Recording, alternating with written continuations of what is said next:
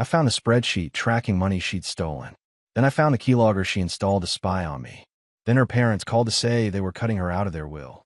When I opened the door, she thought I was bluffing. She thought I'd break down and beg her to stay. She was wrong about everything, especially about me. My name is Paul Rivers. I'm 43 years old, and I've spent the last 19 years working as a chemical plant operator at Garrison Petrochemical outside Baton Rouge.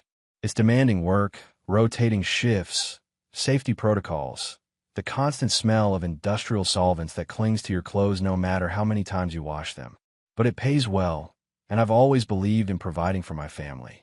My wife Whitney and I have 2 boys, Oliver who's 10, and Dylan who's 8. Until that Tuesday, I thought we had a solid life. I thought I knew my wife. The house was quiet when I came through the door, which wasn't unusual for a Tuesday evening. Oliver and Dylan were supposed to be at soccer practice, and Whitney had mentioned something about meeting a client for her Etsy business. She'd been selling handmade leather goods online for 3 years now, wallets, belts, custom journal covers. Decent side income, or so she told me. I never questioned it because I trusted her. I dropped my work bag by the door and noticed her laptop open on the kitchen counter. The screen was still lit, showing what looked like a spreadsheet. I wasn't snooping, I was genuinely just walking past when I saw the column headers that made me pause. Date, amount, CA transfer, initials. The amounts weren't small. $1,500 here, $2,000 there, $3,500 a week ago. All marked with the initials CA. My stomach tightened. I knew our finances. We had joint accounts, a mortgage, car payments, the usual middle-class American setup. But these numbers? I'd never seen these transactions. I sat down and scrolled up. The spreadsheet went back almost 8 months. The total at the bottom made my breath catch. $47,300. Nearly 50 grand, moving through accounts I didn't recognize to someone with the initial CA. That's when I heard the garage door opening. Whitney was home early. I closed the laptop carefully and stood up, walking to the fridge like I'd just been getting a drink. She came in through the mudroom, keys jangling, carrying 2 shopping bags from stores she usually claimed were too expensive. "Hey, babe," she said brightly, not quite meeting my eyes. "Didn't expect you home yet." "Shift ended early," I replied, keeping my voice steady. "How was your day?" Whitney set the bags down and started pulling out items. New shoes, designer brand. A silk blouse, still wrapped in tissue paper. "Oh, just running errands. Picked up a few things." She waved her hand dismissively. "I've been meaning to treat myself. The Etsy shop's been doing really well lately." I nodded slowly. "That's great. Business must be booming if you're clearing enough for shopping sprees." Something flickered across her face, too quick to read. "Well, it's been a good quarter. I've got a new supplier that's been helping me scale up production. His rates are better, so my margins improved." "His rates," I repeated. "This supplier, what's his name?" Whitney's smile tightened, just a fraction. "What?" "Just curious," I said. "You don't usually mention suppliers." Figured if he's helping the business this much, I should know who he is. "Colin," she said after a beat too long. "Colin Ashford. He's a leather distributor out of Houston. Very professional." "Colin Ashford. CA." I took a drink of water to hide the fury rising in my chest. "Sounds like a good connection to have." "Yeah," Whitney said, already turning away. "I'm gonna take a shower. Long day." She left the kitchen, and I heard her footsteps on the stairs. I stood there for a long moment, staring at the laptop, at the shopping bags, at the life I thought I knew. Then I walked over, opened the laptop again, and started taking photos of that spreadsheet with my phone. Because I'd learned something important in 19 years of working with dangerous chemicals. When you spot a leak, you don't ignore it. You document everything before it explodes in your face. I didn't confront Whitney that night. Instead, I did what I've learned to do in the chemical plant when something's off. I gather more data. While she was in the shower, I went through her laptop more carefully, copying files to a thumb drive I kept in my work bag. Bank statements, emails, photos she'd backed up to the cloud. Everything. What I found over the next 2 hours made that $47,000 look like pocket change. Whitney hadn't just been working with Colin Ashford as a leather supplier. She'd been transferring money from our joint savings account. Small amounts at first, $300 here, $500 there, always just under the $1,000 threshold that would trigger automatic bank notifications to my email. Over 11 months, she'd moved $72,000. My inheritance from my father's life insurance policy that I deposited 2 years ago, specifically for the boys' college fund. But it got worse. The emails between Whitney and Colin weren't professional. They were intimate, detailed, planning sessions about their future together. Whitney had been using the Etsy business as a front, meeting Colin 3 times a week at a rental property in Mandeville. She'd been helping him launder money from his actual business, which turned out to be a high-end car flipping operation with some questionable sourcing. I sat in the guest bedroom until midnight, reading every word, screenshotting every transaction. My hands were steady. My breathing was calm. I'd worked with toxic chemicals long enough to know panic gets you killed. You follow procedure, you document everything, you protect yourself first. Whitney came looking for me around 12:30, wearing the silk nightgown she saved for special occasions. "Paul," she called softly, opening the guest room door. "Why are you in here?" I looked up from my phone, where I just finished emailing myself the last batch of evidence. "Found something interesting on your laptop earlier," I said quietly. Her face didn't change, but I saw her fingers tighten on the doorframe. "What are you talking about?" "The spreadsheet," I replied, standing up slowly. "The one tracking $47,000 going to someone with the initials CA. Want to tell me what that's about?" Whitney's expression shifted through several emotions in quick succession. Surprise, calculation, then something like defiance. "You went through my computer? You stole from our son's college fund," I said, voice still level. $72,000, Whitney. Over 11 months. Small transfers you thought I wouldn't notice. She went pale. "I was going to pay it back." "With what money?" I asked. "The money you're making helping Colin Ashford wash dirty cash through fake Etsy sales." Whitney's mouth opened, then closed. She took a step back into the hallway. "You don't understand the situation." "Then help me understand," I said, walking toward her. "Help me understand how my wife of 19 years has been stealing from her own children to fund an affair with a criminal. Because that's what he is, right?" I looked him up. "Colin Ashford has 2 prior arrests for receiving stolen property." "It's not like that," Whitney said, her voice rising slightly. "He's trying to build something legitimate. He just needs capital to transition the business. I was helping him. With our money," I said. "Money meant for Oliver and Dylan's education. Money my father left because he wanted his grandsons to have opportunities one didn't." Whitney's face hardened. "Your father's dead, Paul, and you've been married to your job for years. Colin makes me feel alive. He sees me as more than just someone's wife, someone's mother." The words hung in the air between us like poison gas. And something in me, some last vestige of hope I didn't know I was holding on to, finally released. I walked past her to the front door and opened it wide. The October night air rushed in, cool and damp from the bayou. "What are you doing?" Whitney asked. "Giving you what you want," I said calmly. "You're right. Colin sees you differently than I do. So go be with someone who sees you that way. Go be with someone who thinks stealing from children is acceptable as long as the feelings are real." She stared at me, and I could see it in her eyes. She'd expected yelling, tears, maybe even begging. She'd expected me to fight for her the way I always had. 20 seconds of silence passed. Then 30. "You're serious," she finally whispered. "I've never been more serious about anything in my life," I replied. "Walk out that door, Whitney. I'm done." Her face transformed from shock to panic in an instant. She'd gambled on my love being unconditional, on me being too weak to let her go. She'd bet wrong. Whitney left that night, but she didn't go far. I watched from the upstairs window as her car sat in the driveway for 20 minutes, her silhouette visible in the driver's seat, probably calling Colin, probably spinning some story about her unreasonable husband. Eventually she drove off, and I went back to work. Not emotional work. Practical work. The kind that keeps you alive when everything else is falling apart. I called my brother Dane at midnight. He answered on the second ring, voice rough with sleep. "Paul, what's wrong?" "I need you to come over tomorrow morning," I said. "Early, before the boys wake up. And bring your laptop. The one you use for IT work." Dane was quiet for a moment. He'd been in network security for 15 years, the guy companies called when they suspected employee theft or corporate espionage. "What did you find?" "Everything," I replied. "And I need to make sure I have copies of everything before Whitney realizes what I've got." He was at my house by 6 a.m., carrying a briefcase full of equipment I didn't understand but trusted completely. We sat in my home office while the boys slept upstairs, and I showed him what I'd discovered. The bank transfers, the emails, the photos Whitney had been careless enough to back up to the cloud. Colin Ashford's business records that she'd saved to her laptop, probably for tax fraud purposes. Dane's face got darker with each file I opened. Jesus, Paul.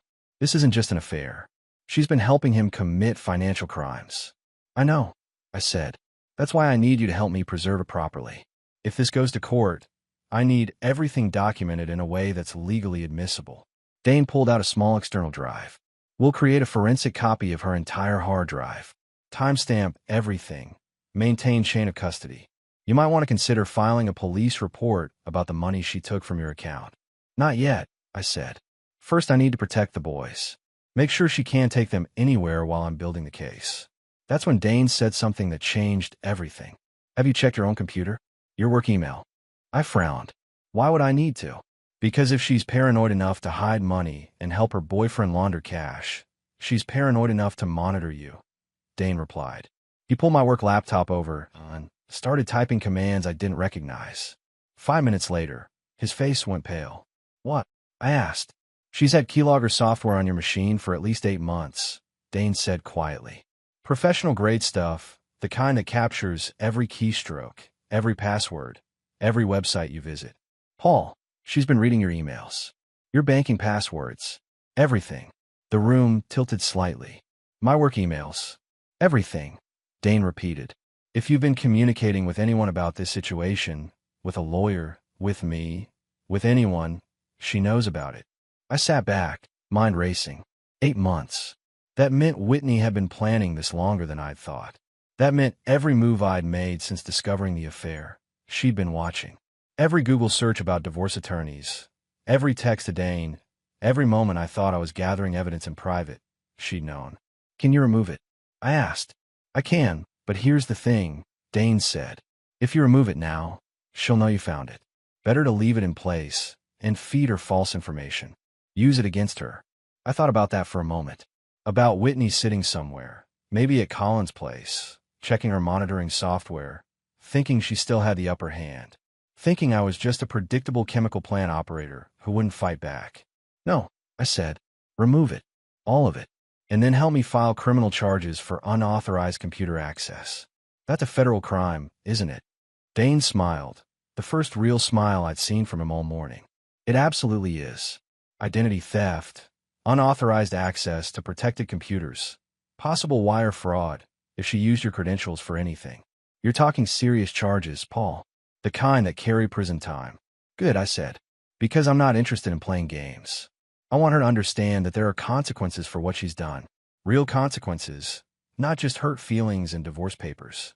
Dane started typing again, his fingers moving faster now. Let me document everything first.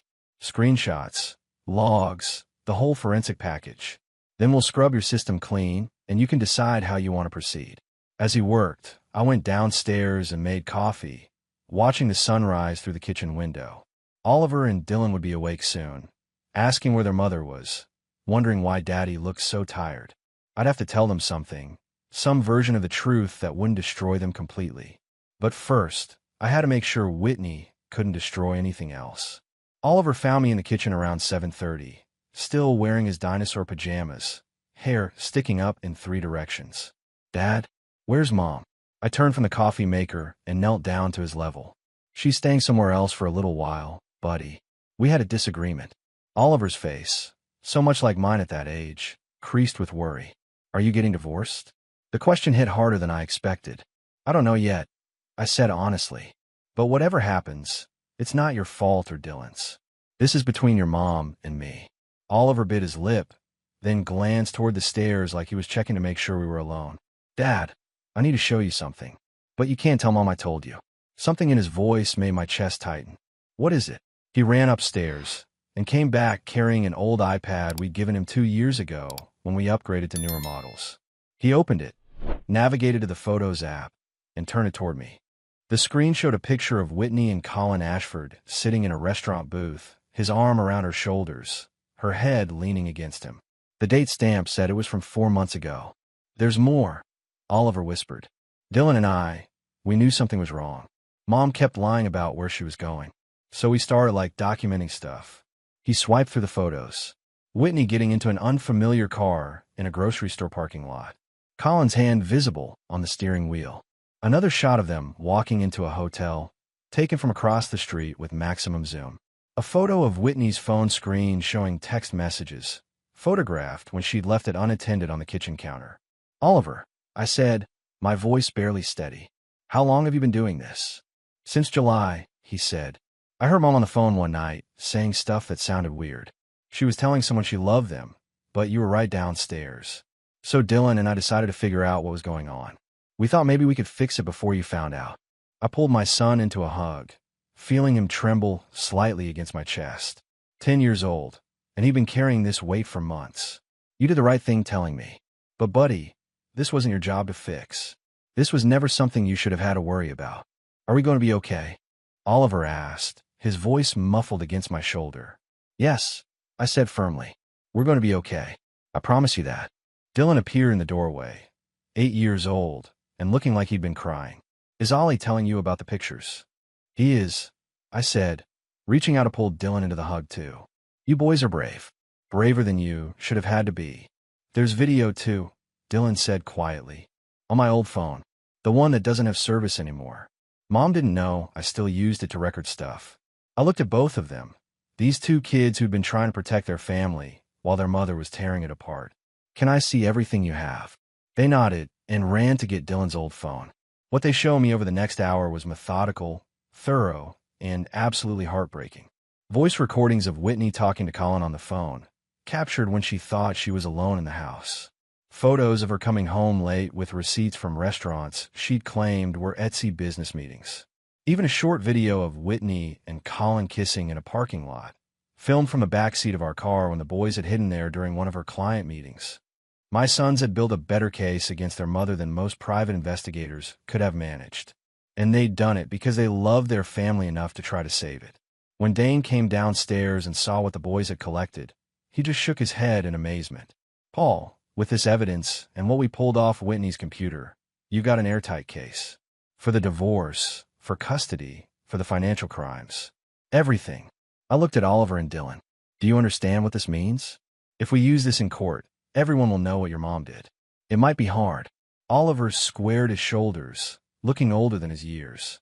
We know, Dad, but we want to stay with you. And we don't want her to take all our college money for her boyfriend. Yeah, Dylan added. That money was from Grandpa. It's supposed to be for us. I felt something break and reform inside my chest. Pride, maybe. Or the realization that my sons had more integrity than their mother ever would. Okay, I said. Then we do this right. We protect this family. And we make sure the truth comes out. 3 days after Whitney left, I was sitting in Dr. Patel's office at the Baton Rouge Occupational Health Clinic, getting news I'd been dreading for months. The persistent cough I'd been ignoring, the shortness of breath I'd attributed to stress, the chest tightness I'd blamed on the divorce situation. They all had a name now. Chemical pneumonitis, Dr. Patel said, pointing to the x-rays on a screen. Your lungs show significant inflammation consistent with chronic exposure to industrial solvents. How long have you been experiencing symptoms? 6 months, maybe longer, I admitted. I thought it was just allergies. Paul, this is serious, Dr. Patel said, his tone firm. Not life-threatening if we treat it aggressively, but you need to be off work for at least 3 months. No exposure to the chemicals that cause this. We're talking steroids, breathing treatments, regular monitoring. And honestly, you might need to consider a job change. Continued exposure could lead to permanent lung damage. I sat there processing that information. 3 months off work. Possible career change. Medical bills that would probably run into 6 figures, even with insurance. And in the middle of a divorce where my wife had already stolen $72,000 and was probably planning to demand alimony. Does Whitney know? Dr. Patel asked. We've been using the same family practice for years. He knew our situation. Not yet, I said. We're separated. She's been staying with her boyfriend. Dr. Patel's expression darkened. I'm sorry to hear that. But Paul, you need to tell her. This affects custody arrangements, financial planning, everything. I drove home thinking about timing. Whitney would find out about my diagnosis eventually. The insurance statements would show it. The question was whether I told her now or let her discover it when she was already served with divorce papers. That decision was made for me when I got home and found Whitney's car in the driveway. She was sitting on the porch steps, and she stood up when I pulled in. "We need to talk," she said, walking toward me. "The boys need their mother. You can't just shut me out of their lives because you're angry." "I'm not shutting you out because I'm angry," I said calmly, pulling the medical file from my passenger seat. "I'm protecting them from someone who stole their college fund to finance an affair with a criminal." Whitney's face flushed. "I told you I was going to pay that back." "With what money?" I asked. "The money you were making helping Colin wash stolen car titles. Or were you planning to steal more from our accounts?" "You don't understand," Whitney started, but I cut her off. "No, you don't understand," I said. "I just came from the doctor. I have chemical pneumonitis. Chronic lung inflammation from 19 years of working in that plant to provide for this family. I'm off work for 3 months minimum. I might have to change careers entirely. And, you know what's really interesting timing? I tell you I'm sick, and suddenly you're interested in reconciliation." Her face went pale. "Paul, I didn't know." "Of course you didn't," I said. "Because you've been too busy planning your exit strategy with Colin to notice your husband was getting sicker. But here's what's going to happen now. You're going to receive divorce papers. You're going to be charged with computer fraud for that keylogger you installed. And you're going to explain to a family court judge why you think you deserve custody of the boys you were willing to steal from. You're blaming me for your health problems?" Whitney's voice rose. "That's not fair." "What's not fair," I replied, "is that I'm facing medical bankruptcy while you're buying designer clothes with stolen money. What's not fair is that our sons documented your affair for months because they were trying to save this family while you were destroying it. What's not fair is that you thought you could monitor my computer, control my life, and I'd never find out." Whitney took a step back. "The boys were spying on me." "The boys were protecting themselves," I corrected. "Because they're smarter than you gave them credit for. They knew something was wrong. They knew you were lying. So they collected evidence. Photos, videos, recordings. Everything you did with Colin, they documented." The blood drained from Whitney's face completely. "You're lying." "Am I?" I pulled out my phone and showed her one of Oliver's photos. Whitney and Colin in a restaurant, his arm around her, her head on his shoulder. "They've got dozens of these. Timestamps, locations, everything. You thought you were so careful, but your own children were building a case against you." Whitney's hand started shaking. "You can't use the boys against me in court. That's manipulative." "I'm not using them," I said. "They volunteer the evidence because they want to stay with me, because they know who's been taking care of them and who's been sneaking around with her boyfriend. Now get off my property, Whitney. If you want to see the boys, you can arrange it through your lawyer once you hire one." She left without another word, and I watched her drive away before going inside to tell Oliver and Dylan that their mother knew about the evidence they'd collected. They took it better than I expected. "Is she mad?" Oliver asked. "Probably," I said honestly. "But that's not your problem. You did the right thing." "Are you really sick, Dad?" Dylan asked, his voice small. I knelt down and pulled both boys into a hug. "Yeah, buddy, but I'm going to be okay. The doctors caught it early. I just need to rest for a while and let my lungs heal." "Because of your job?" Oliver asked. "Because I worked with dangerous chemicals for a long time," I explained. "But that's on me, not on anyone else. And we're going to be fine. All 3 of us." Whitney hired a lawyer within 2 days. I knew because Rebecca Fontaine, the attorney I'd retained, called me with an update that made me smile for the first time in a week. Her lawyer contacted me this morning. Rebecca said, "Apparently Whitney wants to negotiate a settlement before this goes to court. She's offering to sign away any claim to the house or your retirement accounts in exchange for joint custody and no criminal charges." "No," I said immediately. "I figured you'd say that," Rebecca replied. "But let me be clear about what we're dealing with. Whitney's attorney knows about the evidence. The keylogger, the stolen money, the affair. They know it's bad, but they're gambling that you won't want to put your sons through a custody battle." "My sons are the ones who want me to fight," I said. "They collected most of the evidence. They know what their mother did, and they want to stay with me." "Then we need to talk about the school situation," Rebecca said. "I got a call this morning from a principal at Riverside Elementary. Apparently there's been an incident." My stomach dropped. "What kind of incident?"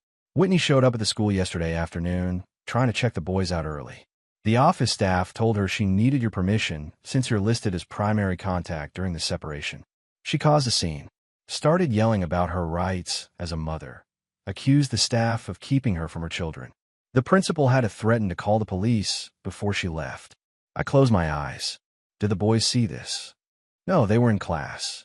But Paul, this is exactly the kind of behavior that helps our custody case.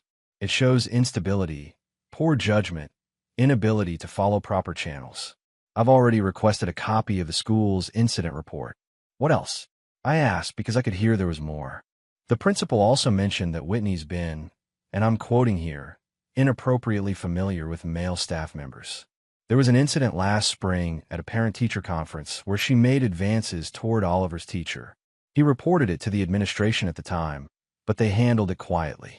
My hands clenched around the phone. She hit on my son's teacher? According to the documentation, yes.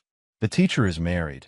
He made it clear he wasn't interested, and Whitney apparently laughed it off as a misunderstanding. But the principal says this is part of a pattern they've observed. Whitney volunteering for events where single fathers will be present, making comments that other parents found inappropriate, that sort of thing. I thought about all the school events I'd missed because of work. All the times Whitney had insisted she'd handle the parent involvement because I was too busy. Had she been using our son's school as a hunting ground? Rebecca, I want that principal's statement documented for the custody hearing, I said.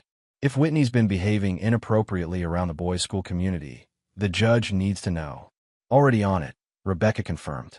I'm also working on getting statements from other parents.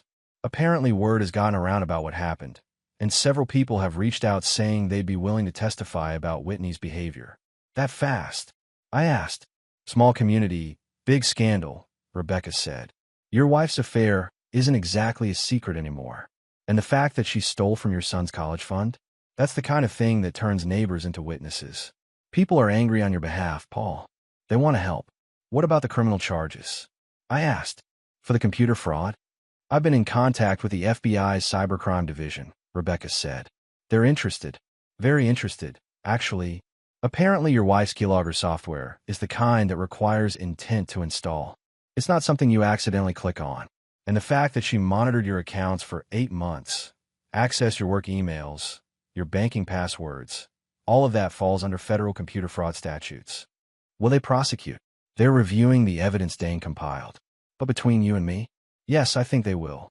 This is exactly the kind of case they like to pursue. Clear evidence, clear intent, clear damages. Your wife didn't just spy on you. She stole financial information. That's serious business. I felt something loosen in my chest. Good. Because I want Whitney to understand that actions have consequences. Real consequences. She's starting to figure that out, Rebecca said. Her lawyer tried to use your medical diagnosis as leverage. Said you'd need Whitney's help managing the boys while you're recovering. That family court would see it as unstable to deny them access to their mother during a health crisis. What did you tell them? Rebecca laughed. I told them that your sons have already stated they don't want to live with their mother, that you have family support from your brother, and that Whitney's boyfriend Colin Ashford has 2 felony convictions for receiving stolen property. I may have also mentioned that we'd be happy to discuss custody arrangements in court where all the evidence would become public record. And her lawyer hung up. Rebecca said, I expect they'll be back with a better offer soon. But Paul, don't settle for anything less than primary custody. You got the evidence, you got the boys on your side, and you've got a wife who committed federal crimes. This is your case to lose. I'm not settling, I said. Whitney made her choices. Now she gets to live with them. Whitney's parents showed up at my door on a Sunday afternoon, unannounced, and looking like they'd aged 10 years since I'd last seen them. Gerald and Marion Duchamp were old-school Louisiana Catholics, the kind who still went to Mass every morning and kept rosaries in every room of their house. They'd always been kind to me, if a bit reserved. But the looks on their faces now held something I'd never seen before, shame. Paul, Gerald said stiffly. May we come in? I let them into the living room.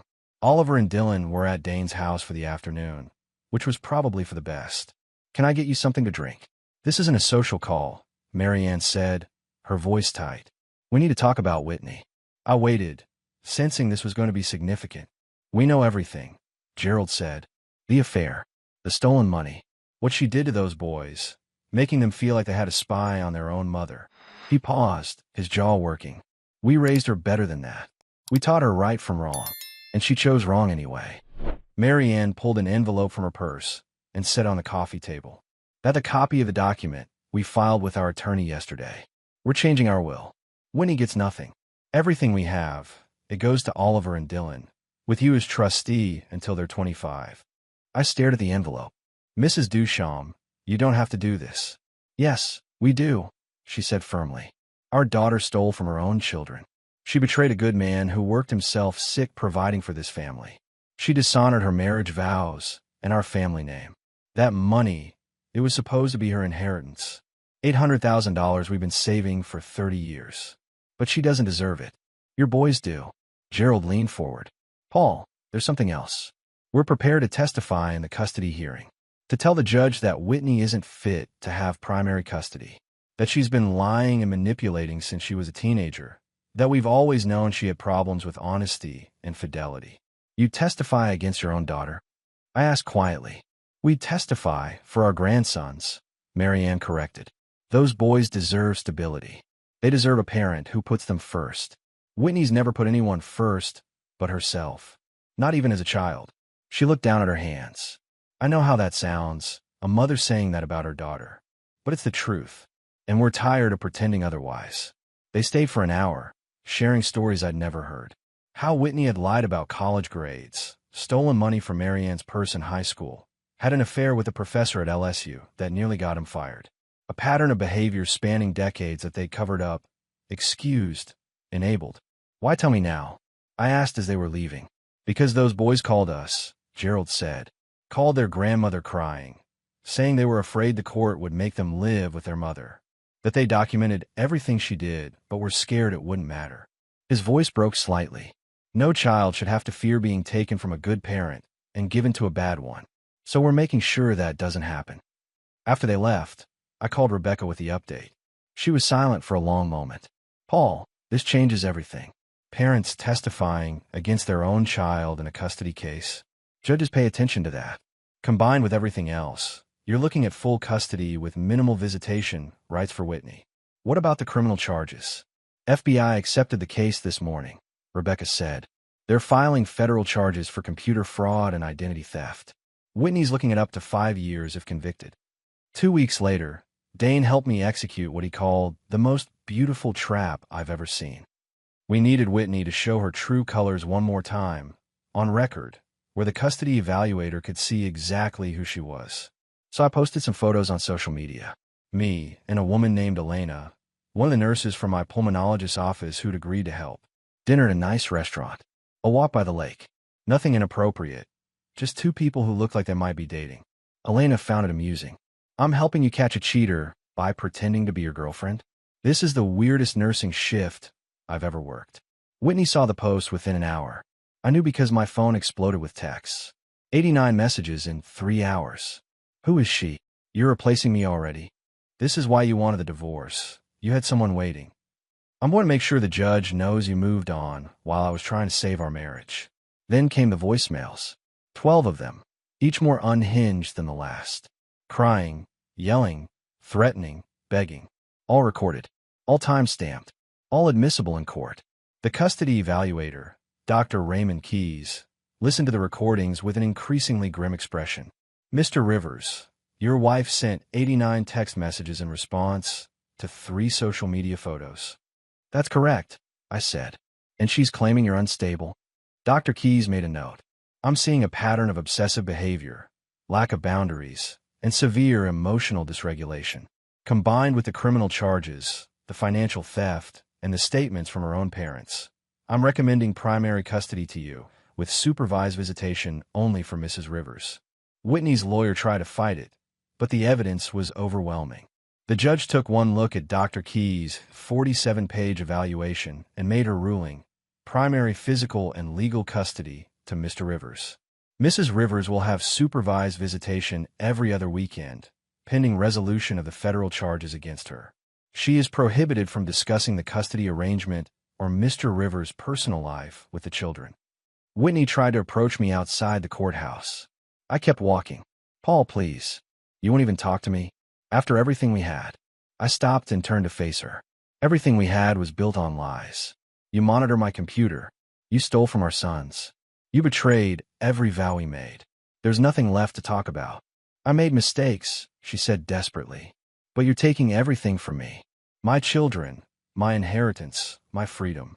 No, I said calmly. You took everything from yourself.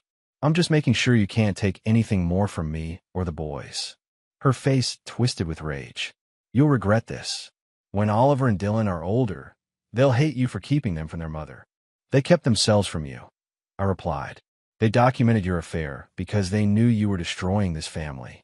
They chose me, Whitney, not because I manipulated them, but because you show them exactly who you are. I walked away, leaving her standing on the courthouse steps. Justice wasn't pretty, but it was done. The house had been in my family for 3 generations. My grandfather built it in 1962 with his own hands. Every beam and board a testament to his carpenter's craft. My father grew up here, and I'd brought Whitney home to this house as my bride 19 years ago. She'd always loved it, or so she claimed. Now, she wanted half of it in the divorce settlement. Paul, we need to talk about the property division, Rebecca said over the phone. Whitney's attorney is claiming that since you live in the house during your marriage, she's entitled to half its value. They're estimating $450,000. They want $225,000 as her share. That house was never marital property, I said, keeping my voice steady despite the rage building in my chest. My father deeded it to me before Whitney and I even got engaged. She knew that. We signed a prenup. About that prenup, Rebecca said carefully. Whitney's claiming it's invalid because you didn't disclose the full value of the property at the time. She says you told her it was worth $200,000 when it was actually worth closer to $400,000. I pulled out the original documents from 2005. The property appraisal from then shows $185,000. It appreciated over 20 years, but that's not my fault. And Rebecca, every mortgage payment, every repair, every property tax bill, I paid those from my salary. Whitney never contributed a dime. I know, Rebecca said, and I can prove it. But her lawyer's going to argue that your salary was marital income, so her contributions were indirect. We need to shut this down fast before it becomes a bargaining chip. I thought about my grandfather's workshop still standing in the backyard. The tree my father planted when I was born. The marks on the kitchen doorframe, tracking Oliver and Dylan's heights every birthday. This house isn't just property, Rebecca. It's my family's legacy. Whitney doesn't get to take it just because she was married to me when it appreciated in value. Then we fight, Rebecca said simply. I'll file a motion to exclude the house from marital assets based on the prenup and the deed transfer. We'll document every payment you made, every improvement you funded, and we'll remind the judge that Whitney stole $72,000 from your sons. She doesn't get a claim she deserves half a house when she's a convicted felon. The hearing was set for 2 weeks later. Whitney showed up with a new lawyer, her third since the divorce started. This one was younger, aggressive, the kind who thought volume and outrage could substitute for evidence. Your Honor, he said, standing dramatically, Mr. Rivers is attempting to deprive my client of her rightful share of the marital home where she raised 2 children and invested 19 years of her life. The prenuptial agreement is clearly unconscionable given the massive appreciation in property value that occurred during the marriage. Judge Patricia Grant, who'd been presiding over family court for 23 years, looked unimpressed. Counselor, the prenup explicitly states that the property at 847 Oakmont Drive remains separate property regardless of appreciation.